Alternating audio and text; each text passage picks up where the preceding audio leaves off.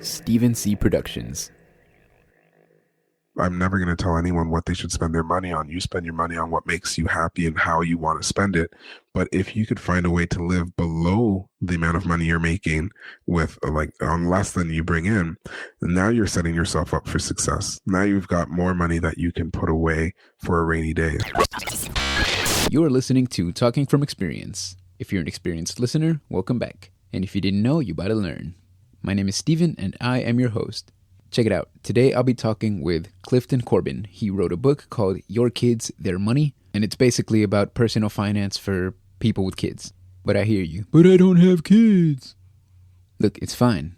There's some good stuff in this episode for everybody. This is going out the week after Black Friday, so my bad. I should have put it out sooner if you already played yourself. Let's check out this episode. So yeah, no, I've been Canadian born and raised. All right, that's cool. What's it like up there? Oh man, that's a long open-ended question. Where I am, Toronto, love it. Like, such a great city. I think it's got a lot of things in parallel with Houston. It's a nice multicultural city. Winters are terrible. I can't stand the winters, but just the city itself, it's a lot of potential. Like, good people, good food, live entertainment. Like, it's a world-class city, but it's still young. So it's still, it's got some growing pains that it's working through, but we're, like I said, the people make the city, and there's great people in the city. Yeah, I think you're right. That's one of the things I like about living in Houston is a lot of really cool people. And I don't think Houston is a new city, but it's always under construction. There's always construction. I heard somebody say, "Oh yeah, Houston's going to be amazing when they finish it." Well, that's what I mean by a new city. Like, Toronto's not new. It's been here for, a good couple of centuries, but more in the sense of, like, we're not a London or a Paris. Like, we're relatively new. And I think anyone in North America would have to take that mantle as relatively new. But, and we're in the same boat, like, constantly renovating, reinvigorating.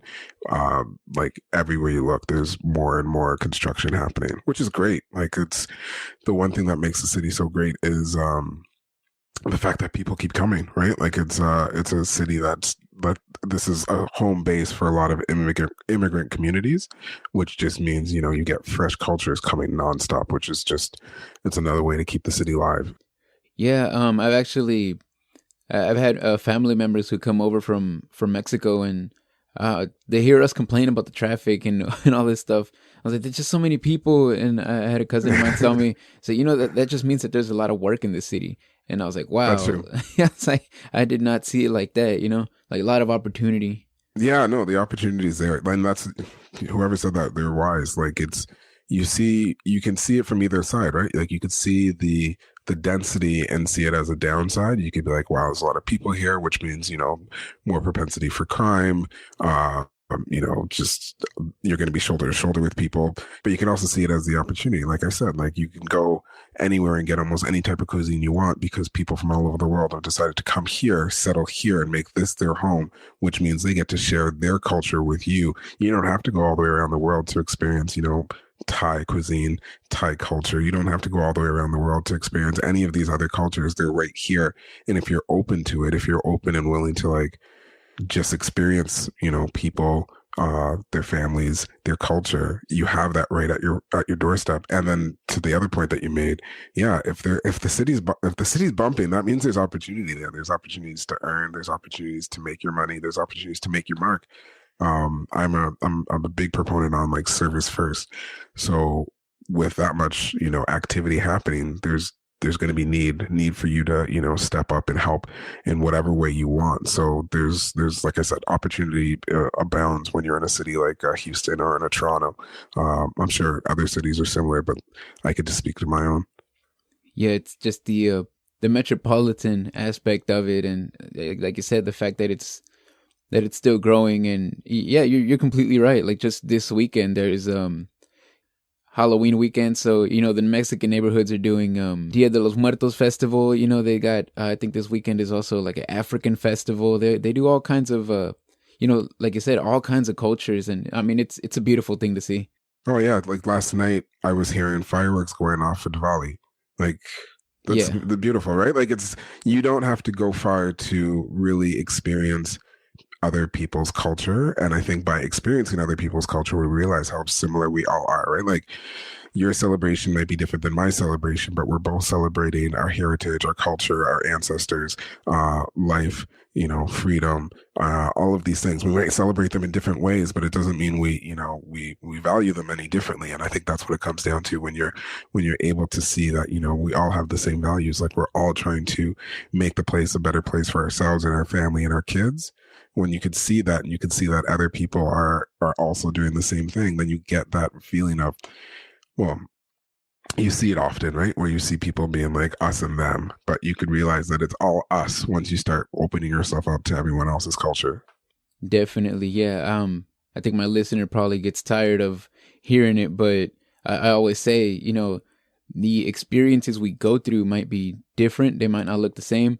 However, the emotions we feel are all the same. Like everyone knows, That's right. like no one has an emotion that somebody else doesn't. That's right. So everyone understands fear. Everyone understands sadness, happiness. We can all relate on that level. Even if my circumstance doesn't look like yours, I can relate knowing that I've experienced that feeling before. Exactly. It's about empathy. It's about, meeting people where they are and just understanding, like, I love how you put that. Like, we are experiencing, the way I say it is, especially as a parent, I often try to, let other parents know. I'm like, we're all saying, like verbatim, we're all saying the exact same things to our children. Like I'm in the playground with my kids and I'm hearing conversations. I'm like, I said those exact words yesterday. Like we're all living the same experiences. We're just doing it in our own different ways. And it's one of the reasons why I talk so much about what I talk about, which is just to let other folks know that you're not alone. Like it might feel very isolating and alone when you're going through your journey on your, you're going through your day, what have you, but we're all really living the same experiences. And it's, it's the conversations like ours that you kind of recognize, oh, wait a minute, I am not alone. There's other people, struggling the way I'm struggling or suffering the way I'm suffering or, striving and, trying to achieve the way I'm trying to strive and achieve. So, like I said, we're all having the same conversations. We're all going through the same struggles together. But I think the more you can open up and recognize that other people are doing the same thing you're doing, you can find some solidarity. You can find some companionship. You can find some support. It's sometimes it can be hard. Let's just be honest. Like it can be hard. Like I'm speaking as a parent. There's times where I'm just like, man, this is hard. Like I'm very grateful for both of my children, but there's times where it's hard, where they're fighting, and we got to get food on the table, and there's all these competing demands for our time, but we struggle through it. But when I talk to a friend of mine and I have that conversation, I'm like, yeah, that was my day yesterday, and I'm like, okay, we're doing this, but we're doing this separately, but we're doing this together. And having that camaraderie is helpful. And sometimes you just have to seek that out. Yeah, definitely. I have two of myself, 2 kids myself, and they can be a handful. they're still small. My oldest is 2.5. So I mean, my poor wife, she's the one who stays home a lot of the time when I'm out doing something for work or something like that, and I come home and it's just hectic. I'm like, what's going on? She's just like, I need help. Yeah, no, you feel like you're drowning sometimes. I'm on the other side of that equation. So I'm a stay-at-home dad. So I'm usually the one who's, managing them. Mine are a little bit older. I've got a 10 and an 8-year-old. So we're, we all try to figure it out. But I remember when they were younger, my wife and I used to talk about it like we're tag team wrestlers. Like I tag you in because, I just need a break right now because I can't keep going. And fortunately we have, a family that's got 2 parents in it, but not everyone's in that situation. We talk about that all the time. We're like, gosh, I'm so grateful that I have you, because if I didn't have you, I don't know how I'd be able to do this on my own. And especially if, you're a single parent or you're a grandparent raising kids, what have you, man, that's gotta be hard. Like as a parent who has a partner who can tag in, I can't imagine what it would be like to be a single parent raising a family. But I think even then, even more so, it's necessary to go out and find that support and find that companionship just to again, have someone's shoulder that you could lean on and get that support and hopefully find someone you could tag in if you need it. Yeah, definitely. As they say, it takes a village to raise kids, and it's so true. Like that, there's been moments where my wife and I we're grateful that we have people to support us. That can sometimes step in when we see both of us having a hard time, and even allowing us to like, hey, I'll watch the kids, and you guys have enjoy some time together and stuff like that. So it definitely, like you said, especially if you're single, it helps to have a support system to where you can take time for yourself and just take a deep breath. I hear you. I love that saying, that it takes a village. It's kind of what's part of that concept is kind of what inspired me to write my book. It's part of what's inspired me to, talk about financial literacy for parents. You can't do it all on your own. You may, you can do it, you will do it, and you are doing it. But, you need the support of whether it be teachers, a partner, a spouse, a grandparent, the resources that you could find in books or podcasts or what have you. You can do it on your own, but you should really try to do it with that village helping you and supporting you, because it's that village, it's that support of other people that can make it, a little bit easier and hopefully help you to manage you and your mental health and help hopefully support the kids and set them up for success. So that's kind of that concept of it takes a village is, like I said, it's one of those things that really helps to motivate me to be part of that village for as many people as I can.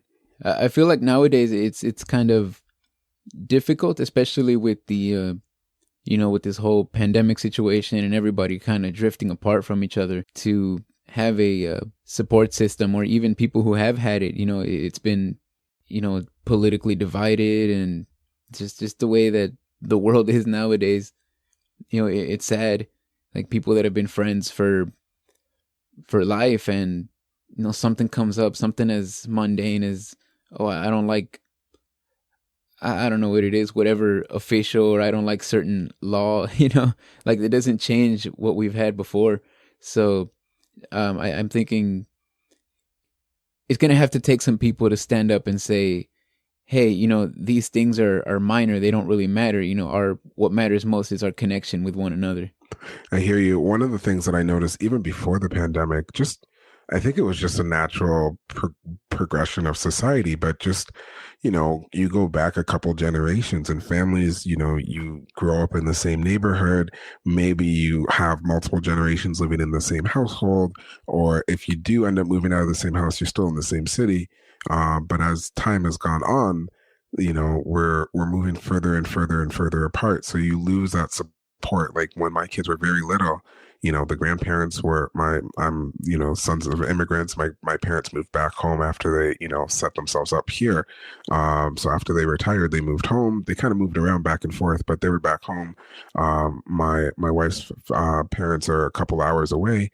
So when when the kids were younger, for the most part, we didn't have that family support that, would have really helped. That would have really helped us just, get through the day. We did from time to time, family came and visited, but it was just temporary. But one of the things that I've seen is that, like, you're right, even now, especially after the pandemic was extra hard because, that little bit of support we did have went away. Like it was just gone. And then, yeah, like you mentioned, through the pandemic with the different, views that people have, it's separating people even more than what was happening naturally before. So you're losing that connectivity. So, it's one of the things I'm hoping, I don't know what the solution is, but it's one of the things I'm hoping kind of goes back, if at all possible, where we can start, connecting again. Like that connectivity is so important. Like we're a social species. Like we need to be connected to people, and losing those connections, regardless of what the cause is, it's not good for ourselves. Like it's just not good. Like it does not help us to be our best selves when we feel like we're cut off from people. And we all know what it's like when you feel like you have a rift in a relationship in your life. And if you've got multiple rifts or what have you, it doesn't feel good. It just doesn't. Like it's as simple as that. Like it's not a thing that feels good. So I'm hoping that, somehow we can start building more connection instead of tearing it down. Yeah, I'm thinking it's gonna go back. I'm thinking optimistically. I see it happening. Like there's a yearning for connection. I think what happened is in this past couple of years, people pretty much forgot what that means, to connect with one another, to just live together side by side with people, and not just in the household, but like out in public, out in society. And I'm sure it'll bounce back. We just got to figure it out again, because it's definitely togetherness and living. It's gonna look different than it has before. But I think we just got to find a good way of making it work, especially now that we're more connected than ever. Like I'm in the south of the US and you're up in Canada, and here we are having this, meaningful conversation that I hope, speaks to people and helps them realize that, hey, we are the most connected that we've ever been, to everyone in the world. And, we have to use this to our advantage. I agree. I like how you use the word figure it out. I feel like everyone had to deal with the pandemic in their own way. But one of the things that I've noticed, at least for myself and my family, is that all of the isolation and separation made it harder for us to connect. Like we just feel like we've lost the experience. We need to relearn how it is to just like interact with people. For my youngest, like she missed out on those early years where, you learn a lot of those social skills in school. Like she's now in grade 3, but she kind of came out of the school system for the most part when she was, when she was in kindergarten. And, those are the years where you're learning how to socialize and interact with children.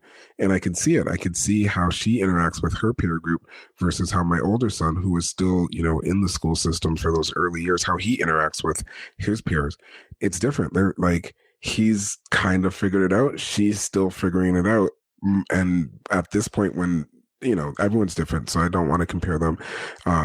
Because, like I said, they're different. They're going to do their own things. But I can tell that she's suffered socially because of what happened during the pandemic. And I'm using children as an example, but I know it also happens with adults. Like I find it more challenging interacting with people than I used to. I'm a very outgoing person. Like interacting with a perfect stranger in my past was never a big thing. But now, I find myself second guessing what I'm saying. I'm like, was that, like I was trying to be funny there, but did that come across as insulting? Like I'm trying to be my former self because that's who I am, that's who I was. But recognizing that I have lost some of the practice of just socializing that I would have had naturally had I not been locked down for, however long I was.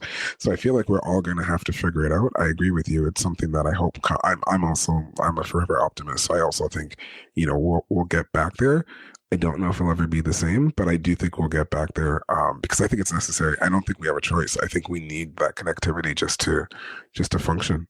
Definitely. So, tell me about your book.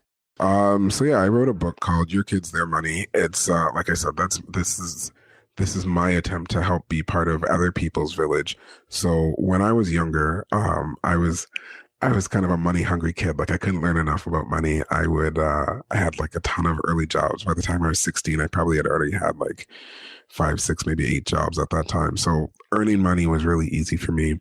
I went off to school and did what most kids, young adults do. I got that early credit card, didn't know what I was doing. Didn't know how to manage it, ran myself into some serious debt, was using one credit card to pay off another credit card until that didn't work. And then then I just stopped paying. So credit was just, destroyed, had collection agencies calling after me. Again, it's unfortunately, it's not an uncommon story. But when I look back and I was like, for someone who was so money curious as a youngster, how did I still fall into these same traps that so many people fall into? And I realized part of the reason was, as much as my parents were willing to talk to me about money, we kind of kept the conversation around earning money and maybe saving money. We never got into the conversations around debt, how to manage debt, why you want to manage debt. We never got into the conversations about wealth creation, investing, or even some of the more, mundane topics about taxation and insurance and, practicing appreciation and gratitude and why you want to donate and, share some of your wealth. So we didn't get into any of those conversations. And I was, like I said, I was always curious. I was always willing to have those conversations. And when I look back, I was like, my parents, they just didn't have the language for those conversations. And as much as they probably would have been willing to have those conversations with me, they just didn't have the resources to have those conversations with me. So that's why I wrote my book. My book is a a guide for parents to teach their kids financial literacy skills. So it's hopefully giving parents those tools and resources so that their kids can hopefully avoid some of those financial mistakes that I made. Hopefully avoid any financial mistakes that maybe other young adults might fall into, and get them set up for success. So it kind of helps, kids from about 4 to 14 really learn financial literacy habits and some really practical hands-on stuff that you could do with your kids to make sure that once they're out on their own, they're good to go. They know what they're going to, they know how to manage their money. Unfortunately, learning how to manage money is still not something that's taught in schools.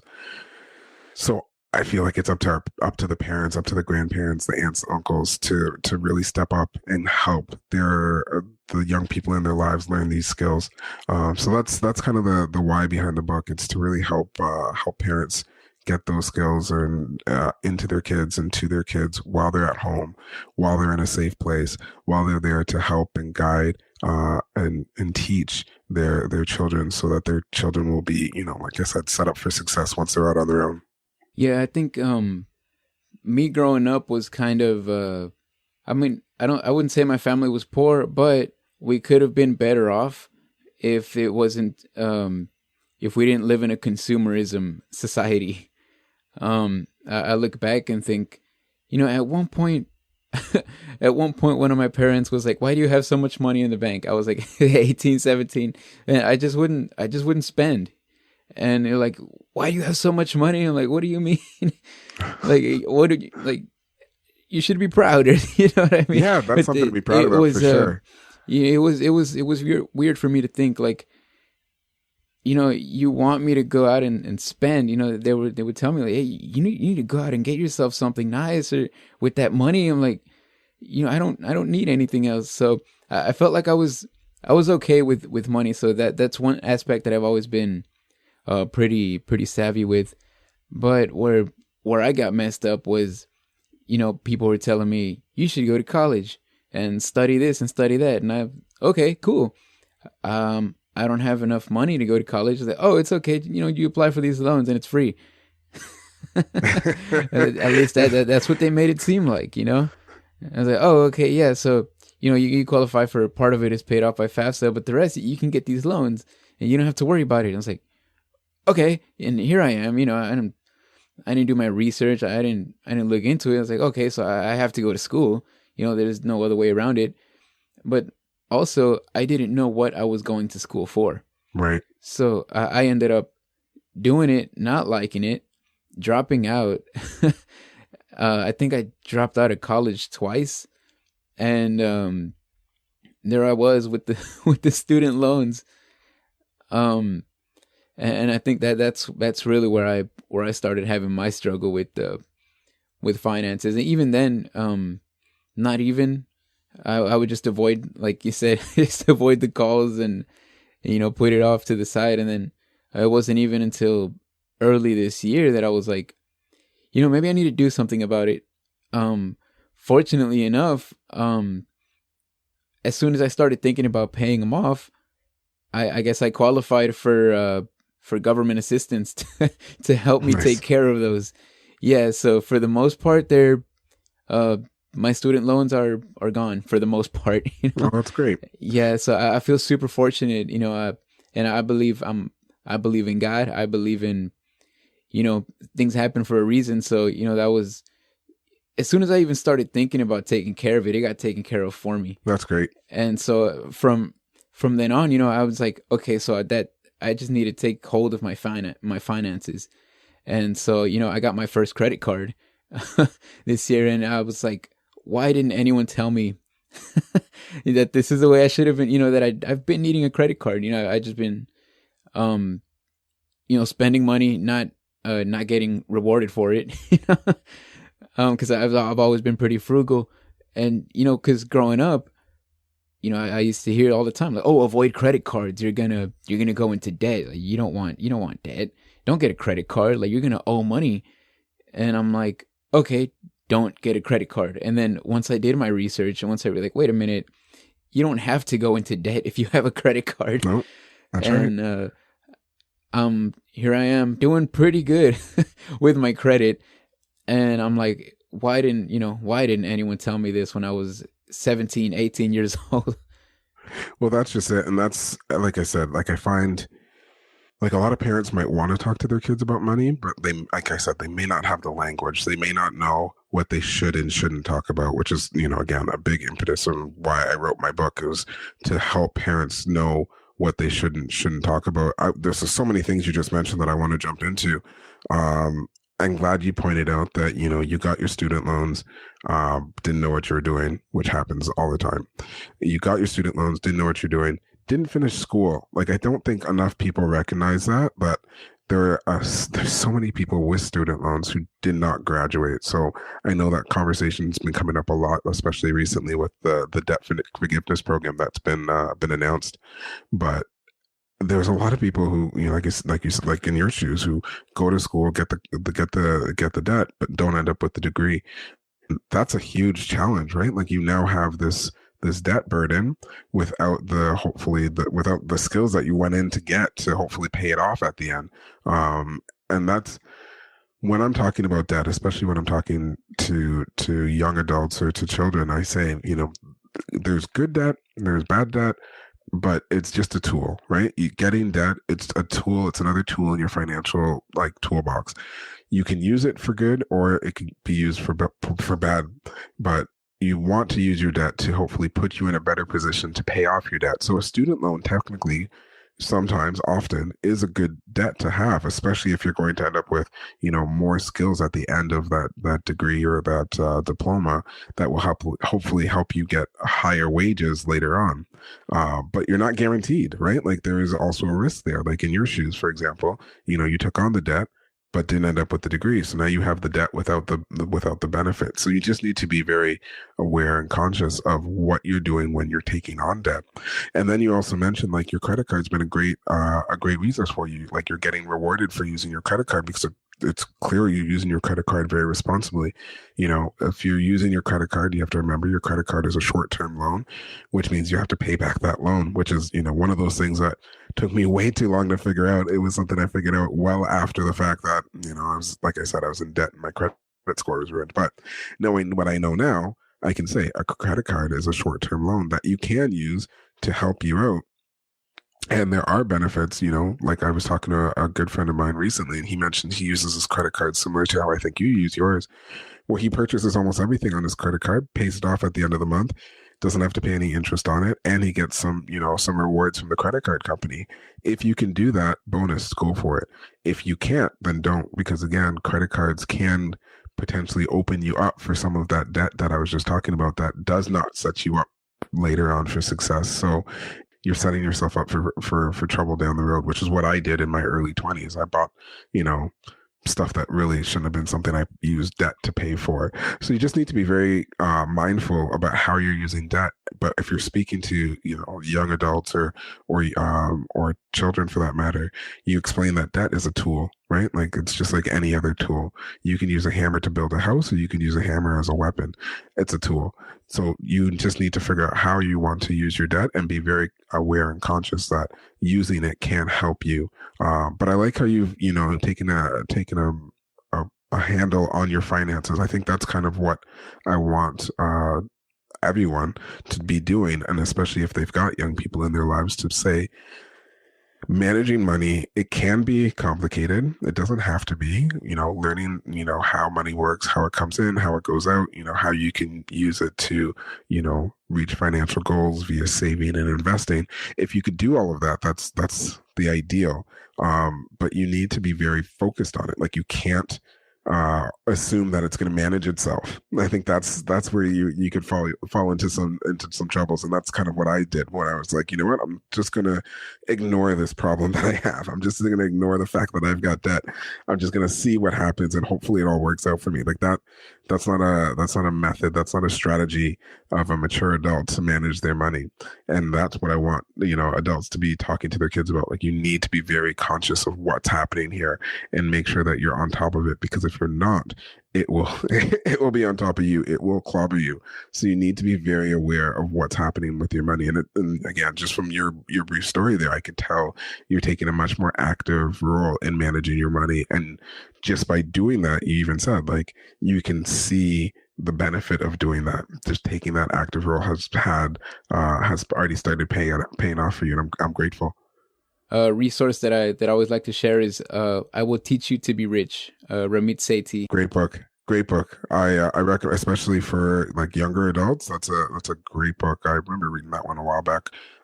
He's a phenomenal advisor, who's got like just a good perspective on managing money. Is that one of the resources you used when you kind of started looking at your money a little bit more clearly? Yeah, so far that's the only resource. That one's great. There's a few others that I would recommend. One book that I love, actually, I'm working on a revised version of it right now, is called The Richest Man in Babylon. It's a classic. It was written in, I don't know, about 1926, which is why I'm revising it now, because the language is a little bit dated. I'm going to be releasing a new version of it we're like in November of 2022. But it's a book that basically has all of the principles of personal finance in it. But the nice thing about it is that it's not a lecture. It's not written as you need to do this, you have to do that. It's written as like short little stories, like bite-sized little stories that are really easy to consume. Like I said, the original book is a little bit dated, so the language it's a little tough to consume. I tried reading it to my son a little while back, and I could just see his eyes glaze over. He's like, I don't know what's happening. So I was like, all right, buddy. Well, like this obviously isn't hitting for you. So what I did was I was like, how about we try to revise this? So he and I together, I would read him a little bit of it, and I'd like, do you understand what this means? And if he said no, I'd rewrite it. And then I'd try again. He's like, yeah, no, that makes sense. So we did that for the whole book. And because the book is now like out in the public domain, so you can do whatever you want with it, I've rewrote it with him so that it's a little bit easier for anyone to understand. And like I said, I'll be releasing that in November of 2022. So that's another one. The original or my version, I don't care. But that book, The Richest Man in Babylon, is another great book, especially if you're just starting to get into personal finance and managing your money. It's another great book. And then just a side note, on my website, cliftoncorbin.com, I have a list of books basically from any category that you could possibly in. If you're, just starting out, if you're a parent, if you're a teenager, if you're, you've been working on personal finance for like years, or if you're like just getting started, I've got a list for you, like wherever you are, whatever you are. And it's just a free, I can't remember the exact link, but it's on my blog, and you could just get that, just go on there and you can find any book for wherever you might be on your journey. If you're looking for something specifically as a woman, if you're looking for something written by someone who is, of color, like I've got a list for everyone. It's by category, and it's right there if you need it. Wow. Does that make a difference? Does it make a difference? So here's the thing. It's whatever resonates with you, right? So like you mentioned, I Will Teach You to Be Rich. I know some people have read that book and they're like, I hate this book. Like, I like it. Personally, I think it's great, but I know other people who don't like it. So it's not, it's about finding something that resonates with you. So that's why I've given a list. I've given this list broken down by different categories. So if, like you're intermediate, you're beginner, you're advanced, if you're, a parent and you're looking something specifically as a resource for yourself as a parent, or you're looking for like a kid's book, you're looking for someone for, preteen or a teenager or what have you. You just have to find out what resonates with you, what works with where you are, wherever you are in your journey. So some will hit better than others, just like anything, right? Like sometimes you listen to a podcast that someone recommends and you're like, I don't know why they recommended this podcast to me. It's just like that. And like everything has things hit differently for different people depending on where they are. So that's why I put that list together. So it's like 3 books for each category. So even if you're in that one category and you're like, well, this first book just doesn't seem to be speaking to me, you move to the next one. And for me, it's just making sure you find that resource, whatever it is. Like I say it all the time, especially when it comes to personal finance. I don't care if you're getting your information from me or from the next person. Just make sure you get that information, whatever it is, to get you to wherever you want to go. So if you feel like you're not happy where you are, or even if you are happy where you are, but you want to go somewhere else, you want to start investing and you haven't started yet, or you feel like you need a financial plan and you don't have one, or whatever it is, you don't know what estate planning is, and you need to get your will in order because you've got a kid. Whatever it is, just find the resource that can help you get to wherever you are, wherever you want to be, because that's the most important thing. It's just making sure you feel comfortable with your finances. Okay, yeah, that makes a lot of sense. Definitely, I have had books that people recommend that I read, and I'm like, I don't like this book. And it's natural, right? Like it goes back to a bit like what we started talking about. Like we're all going through the same thing, but we're still individuals, right? Like we have our likes, we have our dislikes. Some things just won't sit well with you, and that's fine. But the important thing, especially when it comes to getting your finances in order, is just making sure that you're actively doing that you're very aware and conscious of like how your money's coming in, where it's going, making sure that you're putting some money aside for, a rainy day, retirement, what have you. And some of these resources, I'm an author, so I also like to read. So I like books. So I'm often, recommending books. Like, I've already recommended one to you. So I'm often recommending books. So that's why I put that list together, just because it's a resource that sits well with me. But I say that also acknowledging that maybe it's not a book, maybe it's taking an online course, maybe it's listening to other podcasts, maybe it's just finding an Instagram feed that you really flow with. Whatever the thing is, just find the resource that makes the most sense for you, and just make sure it's a trusted advisor, and go from there. I actually lied. The other resource I've been using, I watch Graham Stephan on YouTube. Have you heard of him? I'll look him up now. Yeah, I like his stuff. He's pretty insightful. Some stuff I don't agree with, or he said something the other day that was like, "Oh yeah, all you got to do is go and get you a job that makes you $100,000 a year." I was like, "Okay, I'm on my way." Like, get out of here, bro.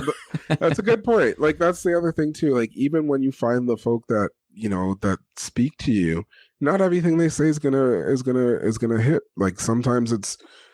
Like there's some people out there who are, and I'm glad you brought this up before. There's a lot of people out there who talk about no debt, like live debt free. And you know what? For some people that might make sense, but for me, that doesn't make any sense. I can't imagine, I'm living in Toronto. A home out here costs way too much. So I can't imagine someone trying to buy a home and saying, well, I'm going to do this without using any debt. Like that's not practical. Like for me, that's just not practical. Maybe that made sense 30, 40, 50 years ago. But I think if you're advising people now to try to live debt free, I don't know if that actually makes sense. Maybe it does. Maybe you could still find a way to live debt free. But if one of your goals is to buy a home and you live in a high cost of living city, I don't see how it works. So you have to find what makes sense to you. So even if you find an advisor and, they're giving you advice and you like it, and then all of a sudden you hear something like, wait, no, come on, that's not going to fly for me, then you just move on from that. The one thing, lots of people will say it, like personal finance is personal first, right? So you have to find out what makes the most sense for you. For me, I can't live off, because of my past history with credit and how I manage my credit card. I don't use my credit card that much. I use it for, groceries and maybe a few things here and there, but I try to minimize how much I use my credit card. I know if I used it more, I would get more points, but I also know that I have a tendency not to pay my entire balance when I need to pay my entire balance. And then I get stuck paying interest fees, which doesn't make any sense. So rather than dealing with this cycle of me not doing the thing that I need to do over and over again, I just don't use my credit card that often. That works for me. But I wouldn't go and tell someone else, do what I do, because that might not work for you. For example, you've already said, like, you've been using your credit card, you're able to pay it off at the end of the month, you're able to take advantage of all of the bonuses that the credit card's throwing your way. It'd be ridiculous for you to stop using it and losing all the advantages that you've started to get just because someone told you not to do it because you should be worried about debt. Well, you've managed your debt. You're fine. You don't need to worry about that. So you find out what works for you. But in doing so, you're learning, you're gaining more skills, you're building those habits. But but it's important to put the whole package together, right? Like it's not just about being able to use your credit card effectively. It's not about just making sure you've got some money coming in. It's also about making sure that you're saving some of what you're bringing in. It's also important to make sure that once you start saving, you start investing, because investing is likely the way that you're going to reach those long-term financial goals. It means you're also coming up with some plans, like some targets. What are your long-term financial goals? Are you hoping to retire when you're 65? Maybe you want to retire when you're 35. Like there's a lot of talk right now about the, financial independence and retire early movement. So the FIRE movement. So if that's what you want to do, then you could do that. You just need to figure out what is your financial number to hit that, and then start working towards that, and then decide how do you want to spend your money. Do we need to like live a little bit more frugally? Do you need to buy that home a little bit sooner? Do I need to get, insurance to make sure that if my income's not coming in, I'm still okay? Like there's a lot of different parts of this that you need to figure out. And that's kind of what brought me to, writing my book and doing what I'm doing, is to make sure that folks know that it's not just about one, two, or three things. There's a lot of different pieces of the puzzle that you need to be aware of. And if you're lucky enough to be, influential in a young person's life, then it's a lot of things that you should also be introducing to them, because there's a lot of this. While it might sound complex, it's not so much that it's complex, it's just a lot to learn. So if you can give your young people in your life opportunities to hear about some of this stuff while they're still young, or even giving them opportunities to practice some of this stuff, then, again, we're setting them up for success. We're giving them a chance to, learn some of these skills, some of these habits, some of these concepts before they need it. So when they do need it, they have it. It's a piece of knowledge that they can draw upon. Yeah, definitely. Once you start, seeing success in your finances, I mean, at least me, like I love sharing what I know, even though I barely started doing it. I have peers, they make a whole lot more money than I do. And it's just like, hey man, if you apply these, these practices, you can take your money even further and, live even better. I mean, because it's not about who has the most money. I want to see everybody succeed. It's no fun when you're, like you said, I like that term, financially literate. And, you see somebody who makes more money than you and they're drowning in debt, or they're struggling. Yeah. Yeah. And it's like, it's frustrating. No, you're right. And that's, so I'm going to drop another book, The Psychology of Money. It's another great book on how to use your money and why we do some of the things, and how, what often happens. There's another term that I've heard being used a lot lately, which is lifestyle creep, right? So let's say, you start off, you're in your 20s, you're making, I don't know, $20,000, $30,000, but you're doing okay. Fast forward 10, 20 years, you're making a little bit more money. Maybe now you're making, twice as much or three times as much, but your lifestyle has also moved up with that. So instead of, keeping your lifestyle the same, that simple lifestyle of, putting money away and, living with that, maybe that little bit older car, whatever, you start buying some more stuff, you start spending more money. And as you increase your income, you also increase your lifestyle, which, I'm never going to tell anyone what they should spend their money on. You spend your money on what makes you happy and how you want to spend it. But if you could find a way to live below the amount of money you're making with on less than you bring in, now you're setting yourself up for success. Now you've got more money that you can put away for a rainy day. So if, let's say, there is a pause in your income, let's say you were laid off, or, whatever happened, we've just seen in the last, couple decades, a housing bubble, a tech bubble, a pandemic. So we know financial shocks happen. They can't happen.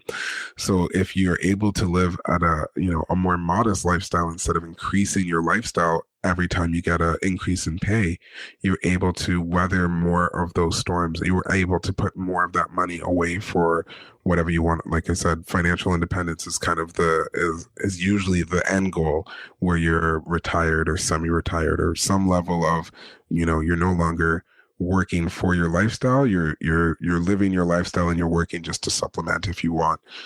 So that's kind of the end goal. But the only way to get there is with time. You need to put some money away and do it as quickly as you can, as soon as you can, because the more time you can put towards, building that nest egg, building that retirement fund, building your investments, the more likely it has to increase and weather all of the ups and downs of the market. So yeah, you have to focus on how you're living, not just, it's not just about earning more. Like we see that all the time where you feel like, well, if I was only making so much more money, I would be okay. But then you end up getting to that point. Like I give this as a challenge to some folks, like, look back, 5 years ago, how much money were you making then? Were you happier then? Are you happier now? Are you saving more now than you were then? Like, we need to make sure that we're not just letting our money dictate our actions, that like I've said it, I think a few times now, that we're very intentional about what we're doing with the money that we have coming in. And your example of, folks who are making more money than you, but they have more debt than you, they have more expenses than you. It's because they've let their lifestyle increase with their income and maybe even supersede their income. And that's when you start to find yourselves in a challenge. It's kind of what happened to me when I was younger, and I let my lifestyle just run amok, and I was using my credit card to supplement, but I didn't need to. I could have done things differently. I do things differently now. But it's critical that you're very, very intentional about what you're doing and how you're doing what you do with your money. Well, one thing that I see a lot, and it just drives me crazy. Even before I was trying to take control of my finances, was people constantly living to pay off that speedy cash loan or whatever it is. It's like, oh, I need a loan to pay off my loan. And I'm like, you could just not get another loan and pay off what you owe. But I don't know what it is. Like, I see it a lot. And there's a lot of those places open. They're pretty much on every corner. Yeah, that's a dangerous scenario. So the payday loan, it could be a bit of a trap, and if at all possible, try to avoid it. The interest rates that they charge can get you into a spiral where you're in that scenario where you feel like you need to get a loan just to pay a loan, and then like I said, it's a spiral where it's hard to get out.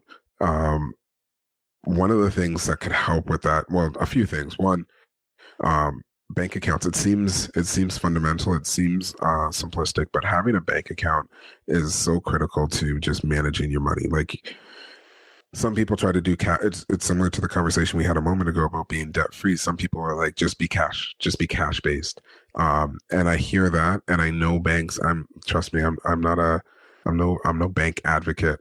I'm not being like sponsored by any particular bank, but I am advocating for bank accounts, and that it's a better way to secure your money. Like, if there's no such thing as like your money being unsecured in a bank. They've got insurance to cover any theft that they might have. Having your money in a bank also makes sure that you can pay for things in a financially efficient way. When you find yourself using those payday loans or any other non-bank institution to manage your money, you will find that you end up paying more in fees. There's just a higher overhead, a higher financial burden when you're not using a bank to manage your money. Mind you, I also know that banks charge fees. There's a lot of expenses when it comes to banks, but there are banks out there, and it depends on where you are.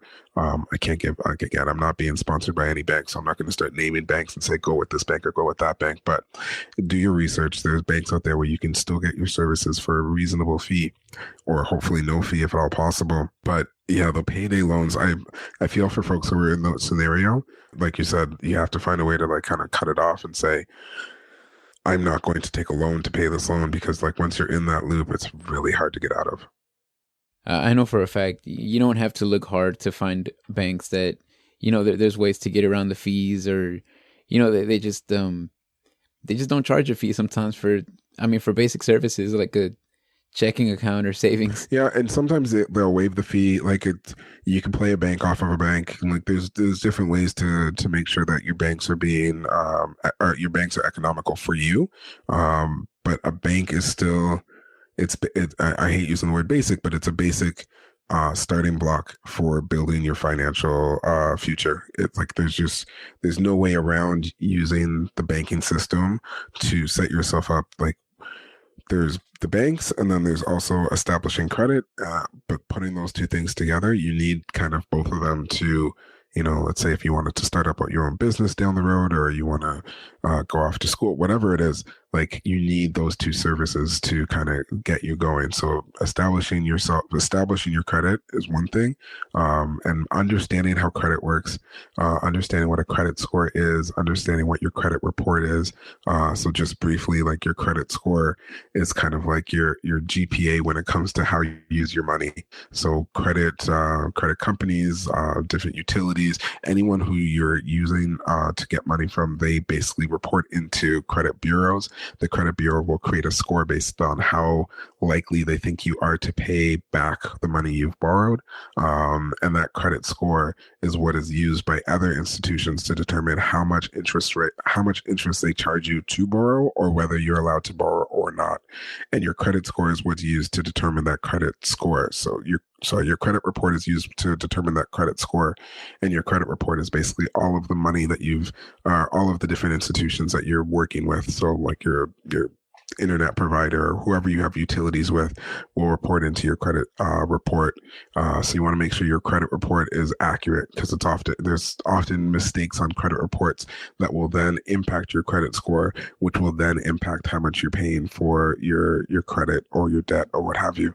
So understanding that system, and that was a very brief, high level version of that system, but really understanding that system is paramount. You need to understand how that system works, because that system will impact, like I said, if you decide to go down and get a car loan or a mortgage or any loan, like you want to start up a business, anytime you decide you want to take on any type of debt.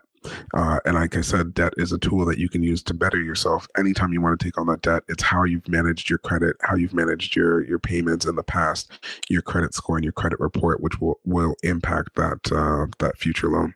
I didn't know, like I said, up until recently, I didn't even know what, I knew you had to have a good credit score. That's because, you see the commercials on TV and stuff like that. But yeah, like I said, I didn't know exactly what, how that was determined and, what all it could affect. So, I wonder why these things aren't taught in school. Our education system is technically supposed to give us skills for employment, but I wish it would also give us just life skills. Like we used to have, I think, more life skill type courses in school. And I know some of the states do require a personal finance course, completion of a personal finance course for graduation. But I feel like it's only about maybe 50% of the states require that. And even a course probably isn't sufficient to help students really understand this. Like I've seen some reports that show even students who've taken that course still don't feel confident to manage their money after they've taken the course, once they're like off in university or college, what have you. So it's a miss. It's something that I wish more schools were doing, but knowing that schools aren't doing it just means there's even more of a need and more of a rationale for parents. Like I said, parents, uncles, aunts, grandparents, anyone who has, like I said, that privilege of having a young person in their life to talk about how money works, to talk about how credit works, to talk about why, building wealth is important, to maybe talk about donating and why it's important to be, grateful for the things you have. So a lot of the stuff we've talked about is on the, earning, having side. But another thing that I really encourage adults to talk about with kids is about being appreciative of the things that they have. You mentioned at the beginning of our conversation, like we're in a very consumer driven world where it's like, we want more, we need more, let's get more. And I feel like one of the few ways to kind of hedge against that, to kind of push back against that wanting more, needing more, is to have conversations about, look how lucky we are to have what we have. And I know, everyone's in a different position. Some people are more fortunate than others, but it's still about appreciating whatever it is you do have. Can hopefully help to push back a little bit against that. We need more, we want more. And again, understanding that we're all in different positions, but we still need to, be grateful for the few blessings we do have. Clifton Corbin, everybody. What a cool guy, man. I'll put the link to his website in the show description. Remember to check that out. Reach out to him. Let him know you heard him on the show. Check out his stuff, yo. Remember, subscribe to the show on whatever podcast platform you're listening on. Give a rating, maybe a review. It would help out a lot. I'm still looking for theme music. So if you make beats or write music or play an instrument or something like that, feel free to send over a submission so I can use it as intro music for the show. Doesn't have to be anything too fancy. Heck, it doesn't even have to be good. The fact that it came from a listener will make it special to me. Thanks for listening till the end, and we'll talk next time. Bye-bye.